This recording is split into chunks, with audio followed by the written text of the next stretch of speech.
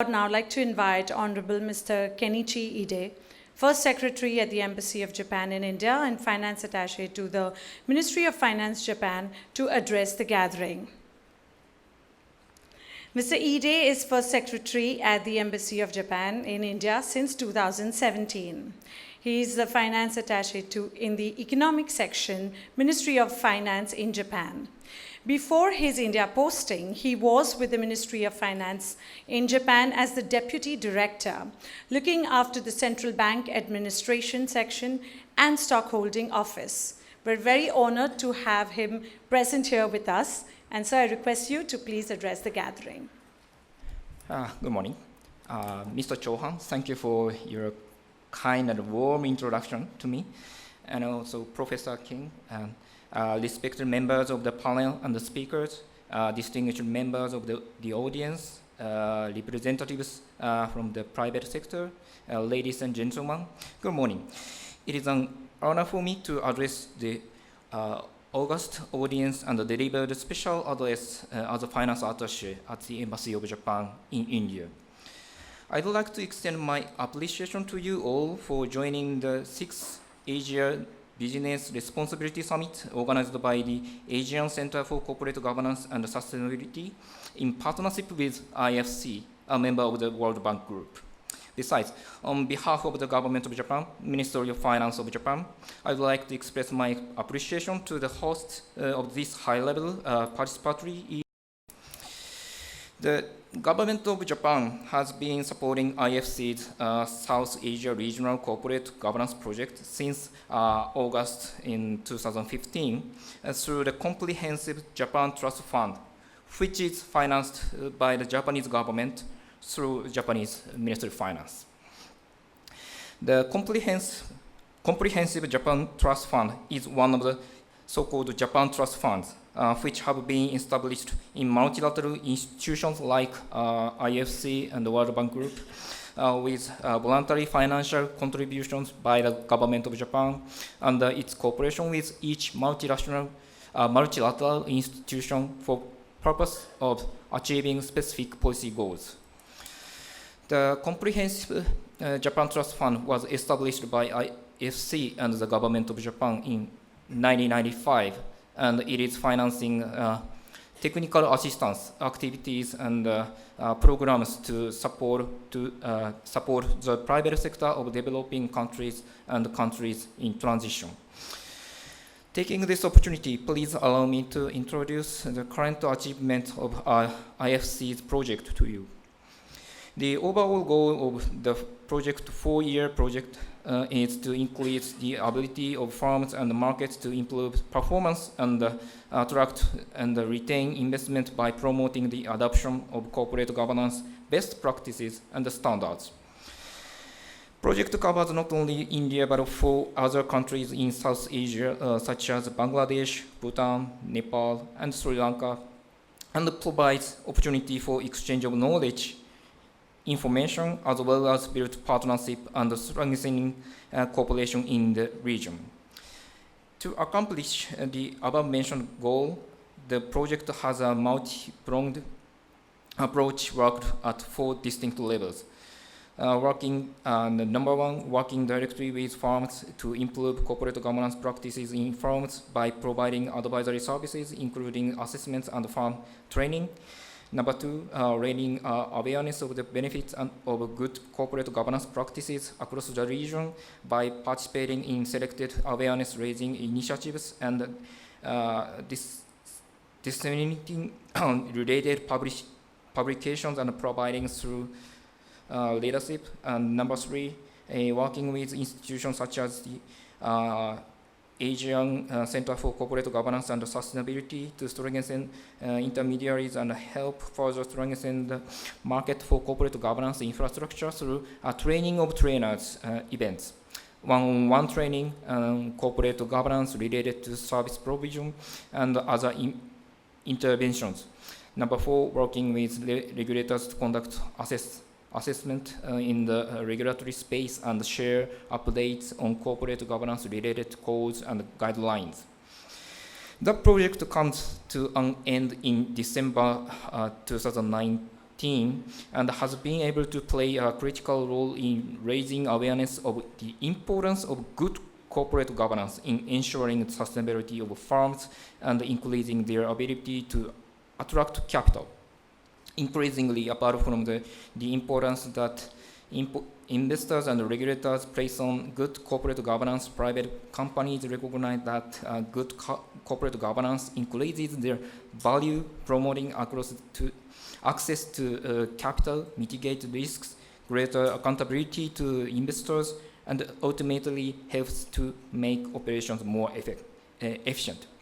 In India, the project developed meaningful sustainable relationships with institutions such as the Bombay Stock Exchange to develop the first corporate governance scorecard for India, which has been useful for companies to identify areas of improvement against best practices and promote effective decision making. It has enabled investors in critical investment decisions as has been done by IFC in its own investment process. As of June 2019, the project organized 51 awareness-raising workshops, 14 training of trainers workshops with partners, who have then organized 45 workshops and trained over 1,300 board members and senior management.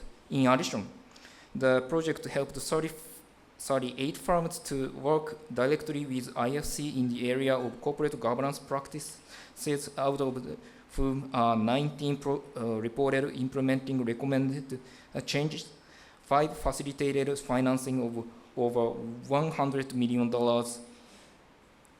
80 million of which was IFC financing facilitated. The project helped to foster regional exchange of best practices, share knowledge, ideas, and lessons. I'd like to express my respect for these great achievements to IFC, its staff, and its partners of this project. As I mentioned at the beginning of my speech, the government of Japan is supporting this project through Comprehensive Japan Trust Fund. But in addition to this project, we have supported many projects for enhanced corporate governance with a view to enhancing corporate governance in collaboration with IFC, as well as other multilateral development banks.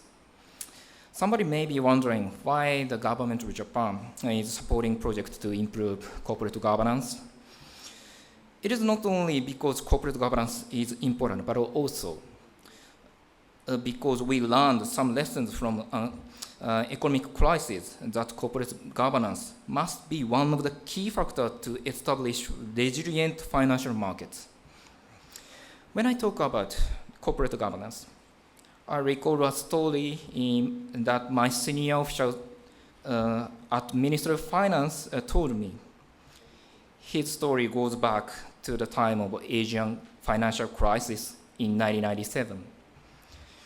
At that time, my senior official, he was involved in the task to tackle the Asian financial crisis as a deputy director of the Ministry of Finance of Japan. He said, in the process of dealing with the crisis, he realized that the lack of corporate governance was one of the factors which induced the sudden inflow and outflow of short-term speculative capital in some Asian countries.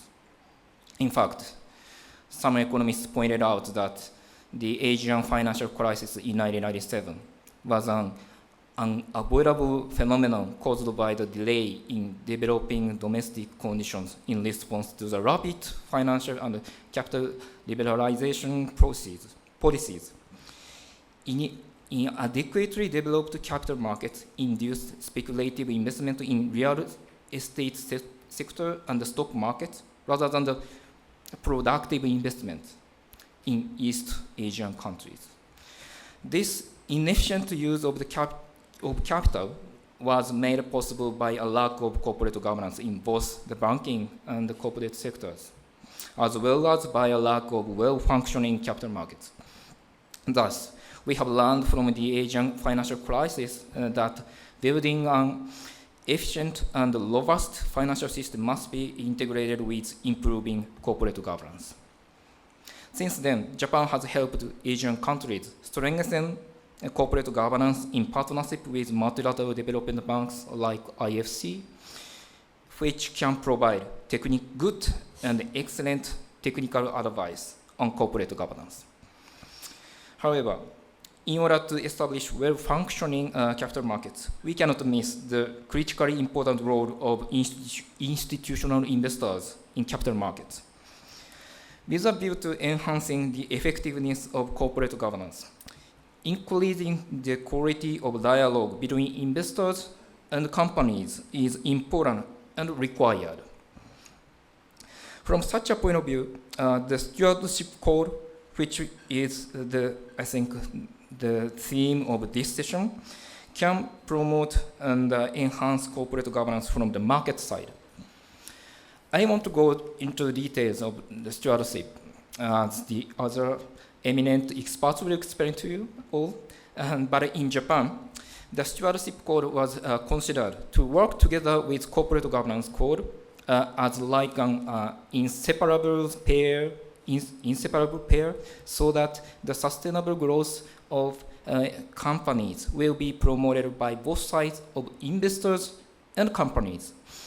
Comparing stewardship code with corporate governance code, the stewardship code is relatively new since the first stewardship code was established, in my understanding, was established and released in UK after the global financial crisis, and Japan also released the Japanese stewardship code in 2014.